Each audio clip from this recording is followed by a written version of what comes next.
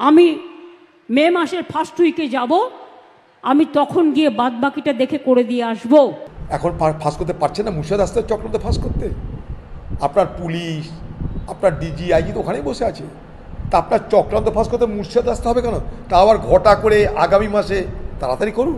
মনে রাখবেন, একটা দাঙ্গা হয়েছে দুঃখজনক, আমরা কেউ দাঙ্গা চাই না। দুটো ওয়ার্ডে ধুলিয়ানে দুটো ওয়ার্ডে হয়েছে, সেটাও বহিরাগতরা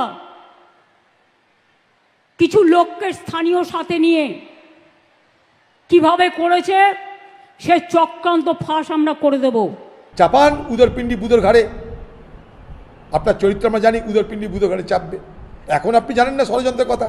আপনাকে কেউ দিব্যি দেয়নি যে ষড়যন্ত্রের কথা মুর্শিদাবাদে না ফাঁস করে শালবনীতে ফাঁস করলে কেউ আপনাকে খারাপ তো বলতো না, কি আপনাকে বলতো না আপনি অন্যায় করছেন।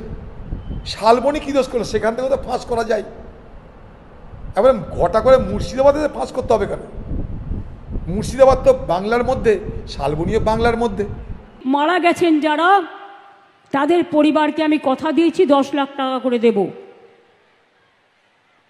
তাদের বাচ্চাদের পড়াশুনোর দায়িত্ব আমাদের এমপিরা বলে এসছে, দরকার হলে গভর্নমেন্টও নিতে পারে।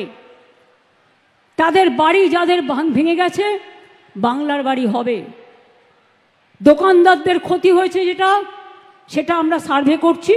আপনি অনেক আগে আসতে পারতেন। আপনার সব সফর সেরে মস্তি করে বিদেশ ঘুরে দেশ ঘুরে তারপর আপনার আসার কথা মনে পড়লো। মুর্শিদাবাদ কি ভালো লাগছে না আপনার? মুর্শিদাবাদের মানুষের ঘামের গন্ধ কি আপনার পুষাচ্ছে না? আর মুর্শিদাবাদের মানুষের ঘামের গন্ধে দিদি আর ভালো গন্ধ পাচ্ছে না, তাই মুর্শিদাবাদ আসতে তো দেরি।